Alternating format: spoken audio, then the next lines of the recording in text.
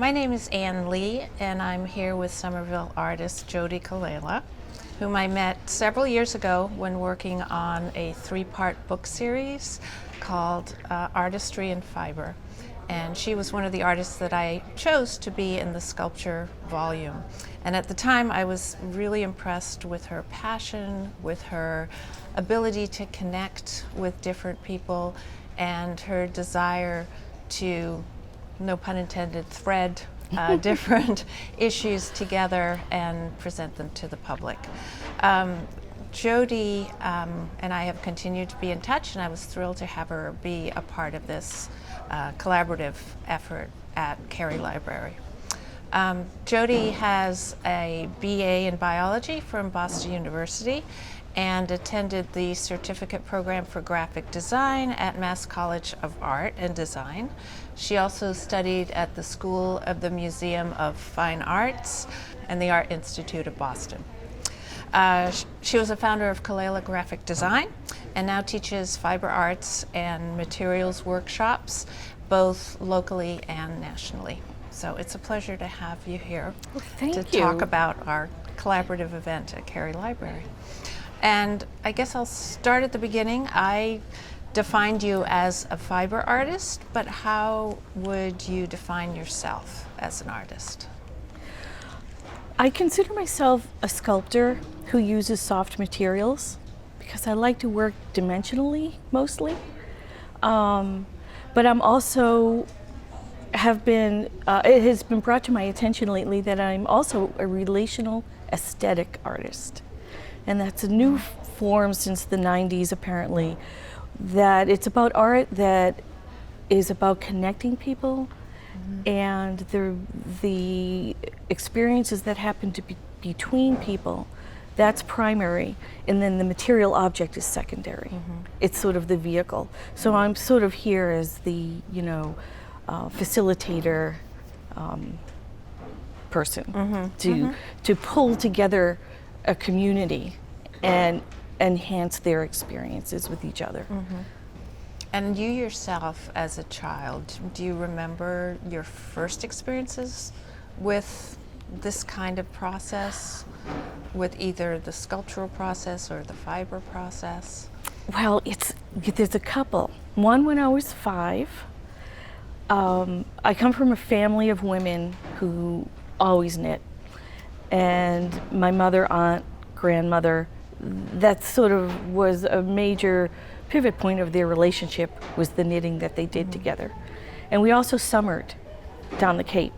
So that was a big place that it happened. And I remember I couldn't even read yet, but I wanted to be a part of that, and I wanted to learn how to knit. So my mother handed me a book that had diagrams, and I taught myself how to knit. Of course, that was just the basics, and it took many years of their pedagogy to help me really know how to knit. But that was, I remember that clearly. And then later on in high school, I was assigned a drawing project and didn't have the materials or resources to pull it off. But I did have this bag of scraps in my basement from my father's mother, who was a quilter. So I pulled together these scraps and illustrated a sort of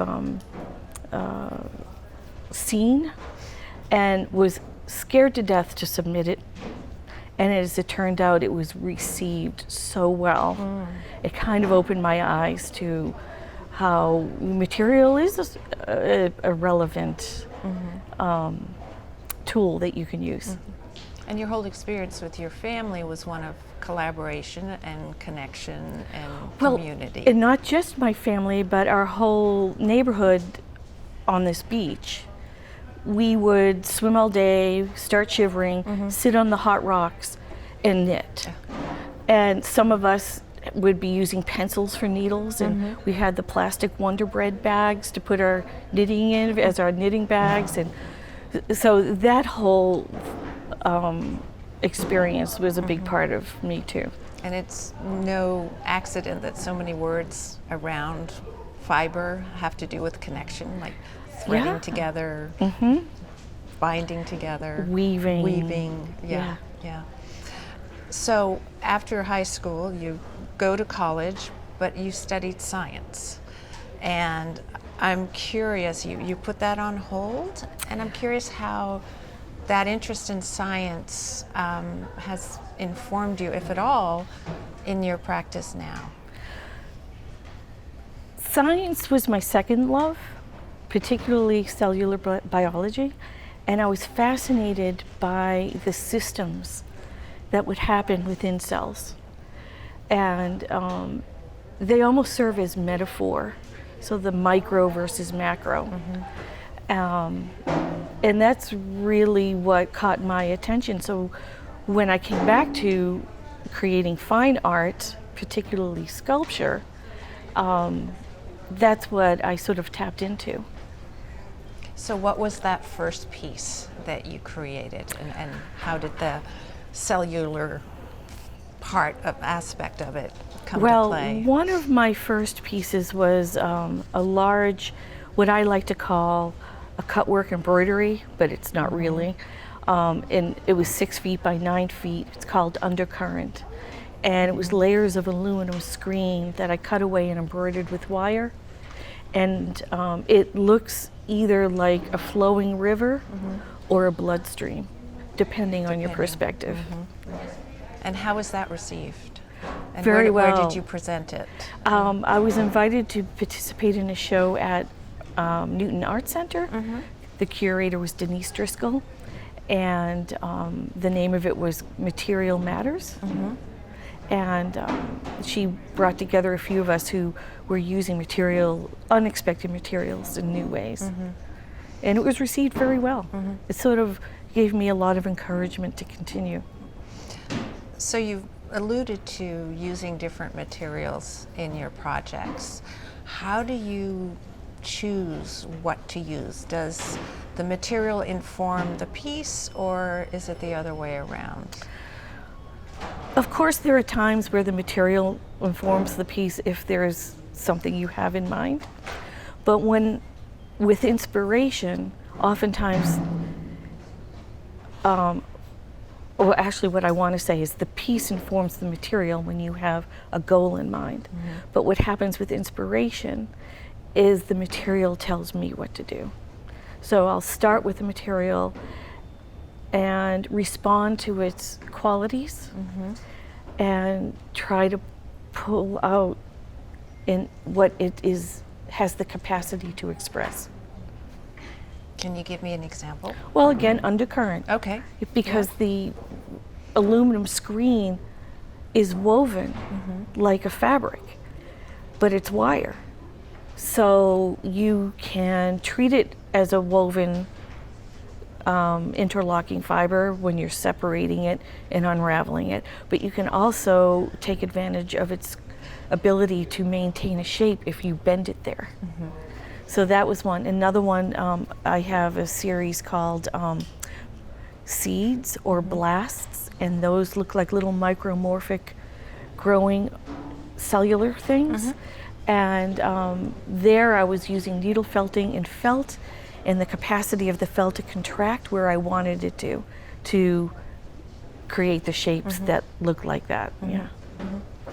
So tell me what a typical day in the studio would be like for you. I'm assuming you've already found your materials, and I have to ask where you find them. Then what happens?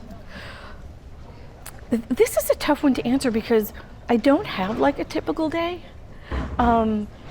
I'm often working on several projects at the same time, and I'm also receiving inspiration from several different objects that I might be paying attention to in a particular day or not. But if I have something in mind, for instance, a project that I am engaged in actively that has a proposed exhibition date, or I already have in mind what it is I'm trying to express, so I'll put in my earplugs, I'll listen to a book,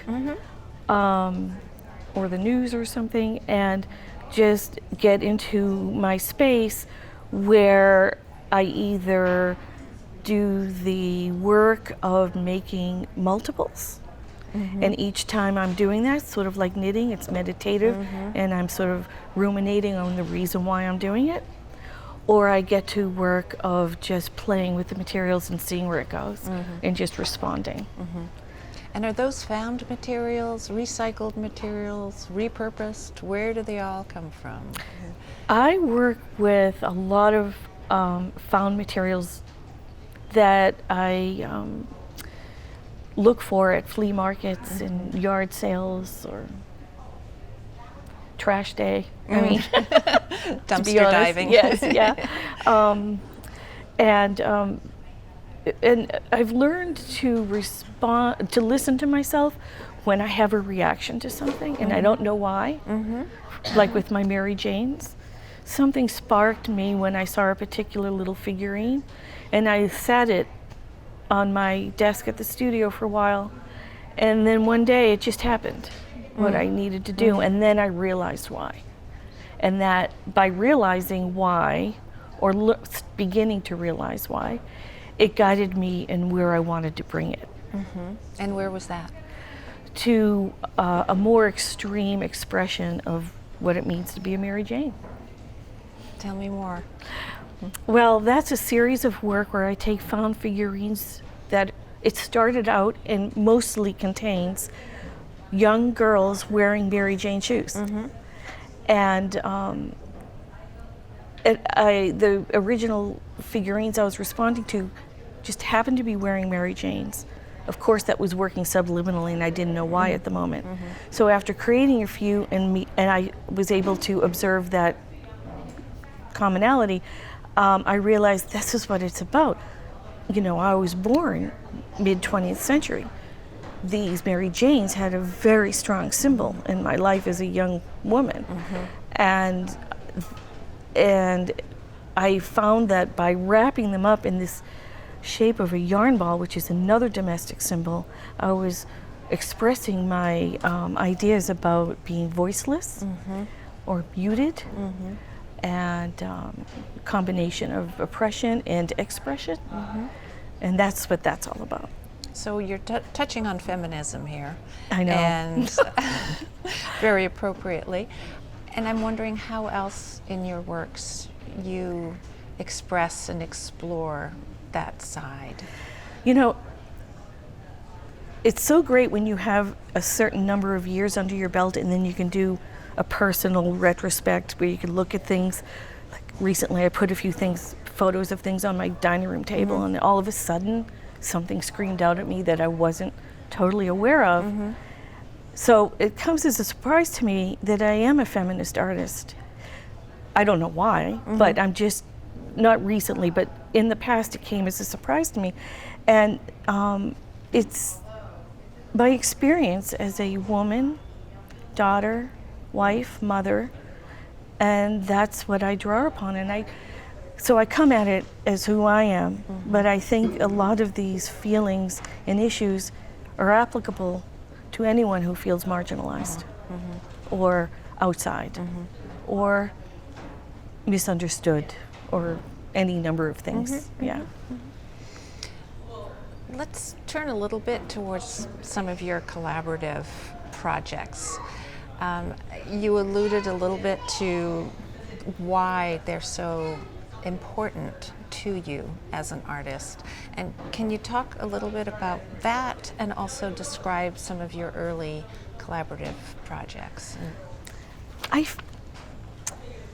There's a joy that comes from sharing your values about art, sharing your love of it and witnessing connections made from other people who maybe haven't had much experience with it or don't have had it but not much opportunity, and then watching them come together and then leaving as a whole. So they come as individuals and then they leave as a group.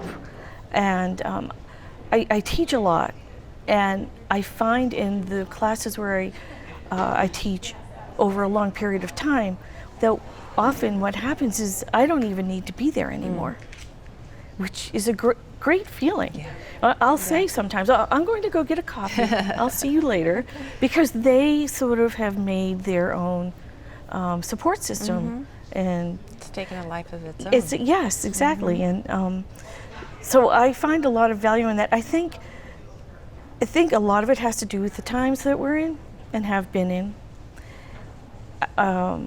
There are some activist artists, Sharon Downey, for instance, who does Badass Cross Stitch, that's her company, and her motto is put more analog into your digital. So, you know, there's a lot of generations after me who are coming back to the craft because they need to make that connection. And so they're making the connection to themselves, to contemplation, to haptic experiences, to each other, to history. And I feel like collaborations like this, again with the idea of relational aesthetics, provides the environment for that to happen. So when you were approached by Cary Library to work on this project, it seems like the collaborative aspect was a huge piece of what you wanted to do. And we spent a lot of time brainstorming and coming up with different ideas. So what first sparked your interest in this project? Well, I don't know if you remember that first meeting, but we sat here and we started discussing opportunities. And the idea of collaboration came up. And I remember saying to you, you know, this idea I have because I've become rooted in all the writings of Fashion Revolution and how mending is an act of compassion and how I would love to be able to explore that. And I was so happy to find that this was an opportunity to do that. So it was some of my recent readings that influenced me, plus the desires and openness of what the library wanted to do with its community.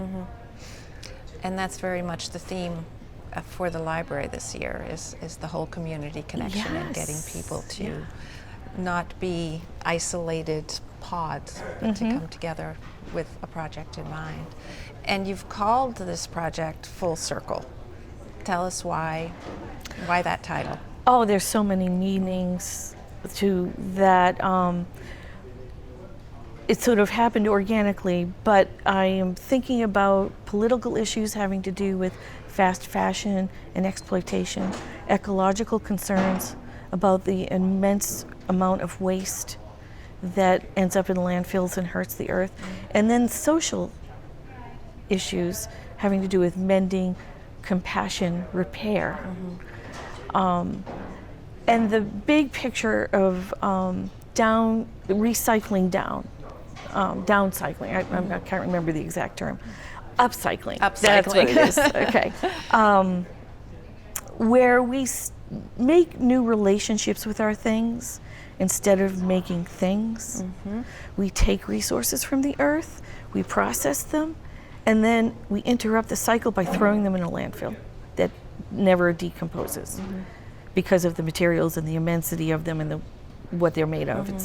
So the object of this is to continue this circle, to honor our clothes, earth, other people who are being exploited to provide the West with these fast fashions, and just to keep things going. Do you have any statistics about that kind of waste? Yeah, if you don't mind, I'm going to refer to this because I'm very bad with numbers. But the research states that there's 100 billion garments manufactured annually, and 26 million pounds of them, I had to read all the zeros, end up in landfills. Each individual is responsible for 81 pounds of clothing that they throw away, not what they own. Every year.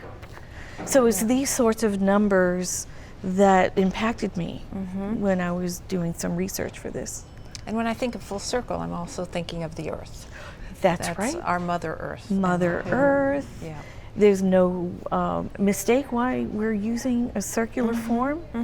Also, in more pragmatic terms, the plan is to rotate our Earth here to be able to reach all facets of it and have access to mend every bit of it. And that will make a full circle before the end of our time here. Okay, So we should probably talk about the project that you're doing here, Full Circle, and explain how it's actually going to work. What are people going to find when they arrive here at the Idea Wall? On a regular library day, this will be here accessible to anyone who visits with all of the materials. And they are invited to sit and mend, sew and attach any one of the scraps which are repurposed from clothing that have been outsourced to these places where the clothing ends up when they're not sold. And or they can sit and embroider on their laps. With the goal is to have them interact with each other. We're bringing together people who don't know each other, and they'll be able to sit and be participating in a common activity. Also provide a forum for us to be able to discuss the issues at hand, some of the things we just talked about, you and I, and bring craft into a sphere where it allows people to have this sort of personal competence feeling that they're doing something, and hopefully get them to continue in their private lives when they leave here. We're going to have mending circles. There's scheduled several of them. They're on the program. I'm going to be here facilitating those on those days. Plus there's other programming going on that's fantastic. But during the mending circles, I'm just here to help people do what they want to do. There is no wrong way of doing anything. In fact, the goal is to have as many individual voices up here as possible. And if it fills, then we're going to go on top of it. And we're going to keep adding. It's going to be an aggregate of who we are here in this community. Hi, my name's Jody Quilella. I'm the artist in residence at Cary Memorial Library. I'm here today at the Idea Wall to introduce you to the latest public art project called Full Circle. You are invited to join us in this public art event by mending and sewing and adding your own contributions to this larger-than-life embroidery hoop. Anything can be applied to this hoop. In fact, we encourage all personal statements, text, imagery, fabrics, artifacts, whatever it is you want to contribute to this bigger piece of that represents the community is really encouraged. You can work on smaller pieces in your lap and then apply those to the wall. Or you could take some of the clothing that we're providing that's repurposed into smaller patches and apply that to the wall directly. And I can give you a little demo on how to apply something to the wall. You can pin your object, have one of the provided needles and a thimble and some thread, and just stitch one stitch at a time, attaching your piece to the pieces underneath.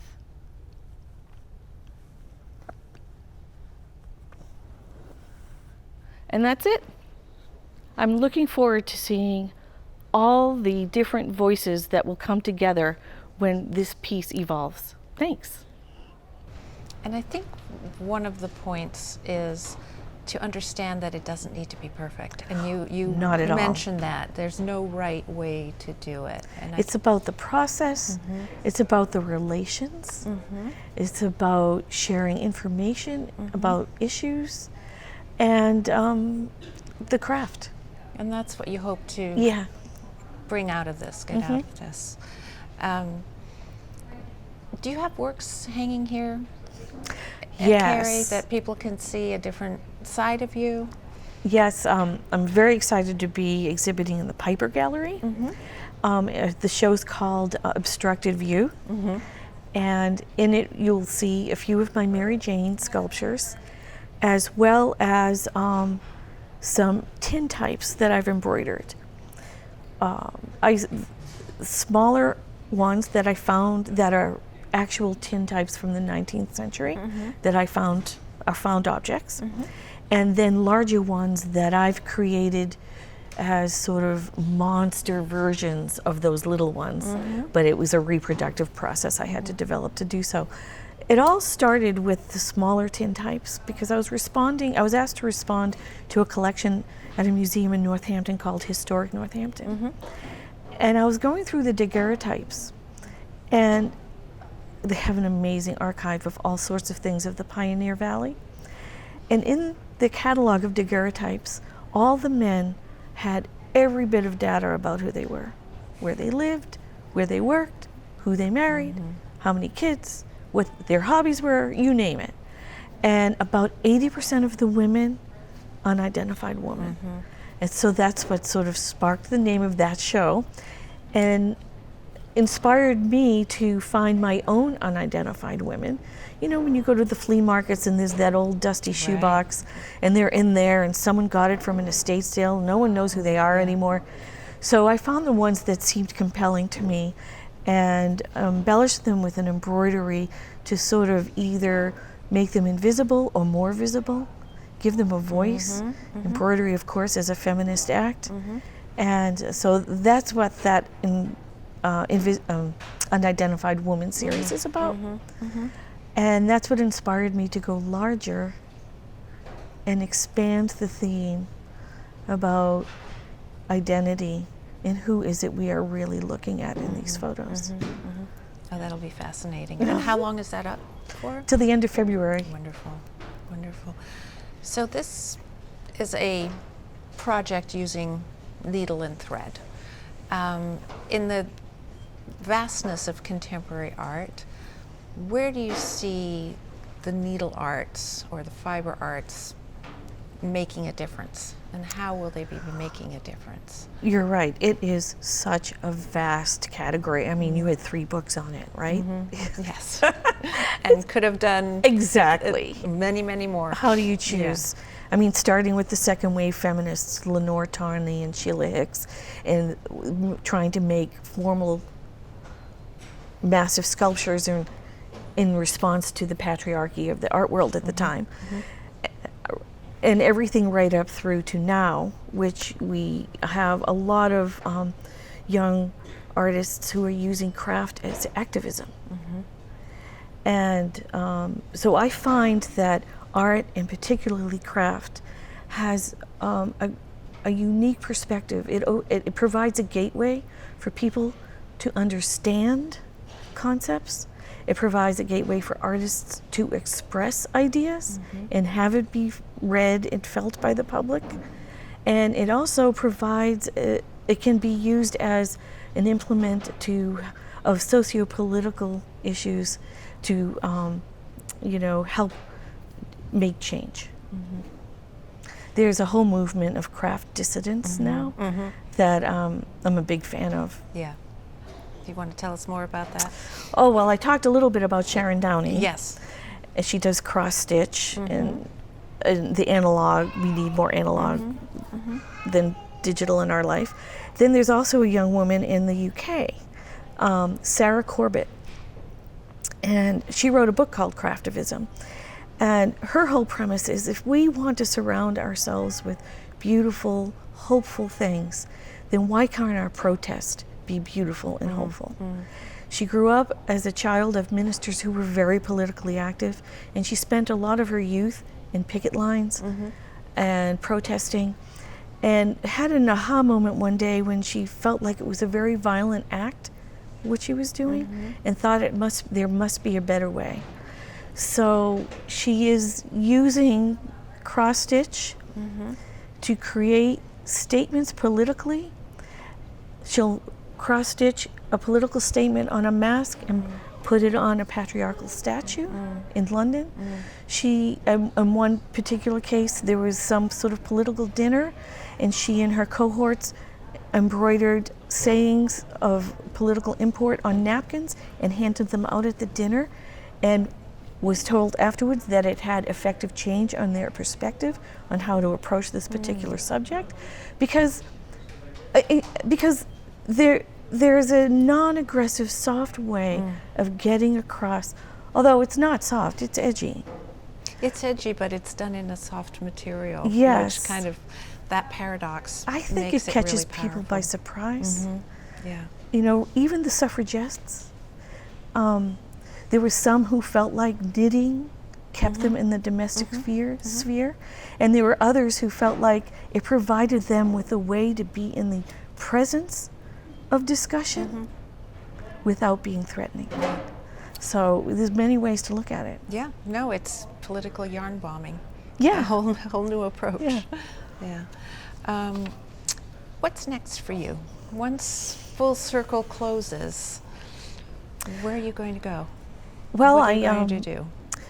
I'm looking for, I am participating in other social justice, and if I'm allowed to talk about that, one is at a girls' Catholic school called Malden Co-Divisional High School, and I'm working with 80 sophomores, and they have a winter term where they study social justice issues, and I'm going to be stitching with them, giving them voice and accessibility to ways of expressing whatever their chosen issue happens to be. I'm doing that next week, actually. No rest for the weary. And also have a piece at the Fuller Craft Museum on a very important subject. The show is called Human Impact, Stories of the Opioid Epidemic, and 11 of us were chosen to meet with families and translate the stories behind the tragic losses.